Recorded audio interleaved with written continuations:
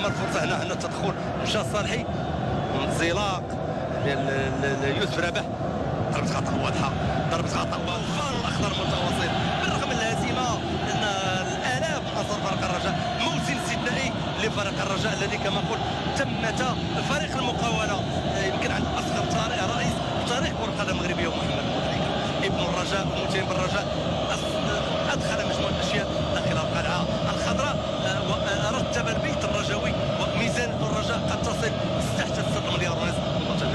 ضربة خطأ ديال الرجاء، الحكم يعطي ساعة ديال الأمطار، الكل يترقب ماذا سيحدث في هذه التسديدة.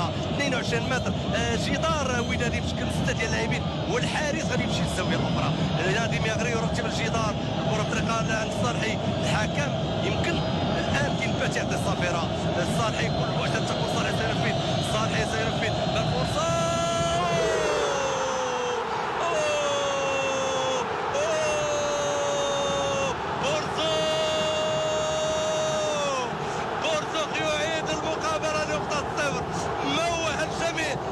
صاحب المبادرة موه لنا الميغري اعتقد صالحي هو اللي يسدد، انما عكس ما هو طبيعي. بورسوق برجل يسرى، بورسوق برجل يسرى يسجل هدف ديال التعادل لفريق الرجاء، يسجل هدف التعادل. هذا الهدف الثالث هذا اللاعب مع فريق الرجاء، وعودة الابتسامة لأنصار فريق الرجاء، عودة الابتسامة لكل ما قيل فريق الرجاء في الطريق ضمنه أحياء يعني الحي المحمدي ودرب السلطان ومعاقل الرجاء انتعشت بعد هدف دام قرابة 69 دقيقة، هدف خرافي ما غنضيف الشر، ما كيتعاودش هذا الهدف كثير بالرغم من المتابعة الرجولية والارتماء الانتحارية ديال الحارس المتمرس نادي ميغري. لا شيء ينقص من قيمتك يا نادي الميغري لأنك حارس نمبر 1 في الدوري المغربي كرة القدم. بورزوق يطلق ساقيه للريح، يعانق أنصار الرجاء، عودة الطفل الأنصاري الخضر 1-1 في هذه المقابلة. نية التغييرات هناك.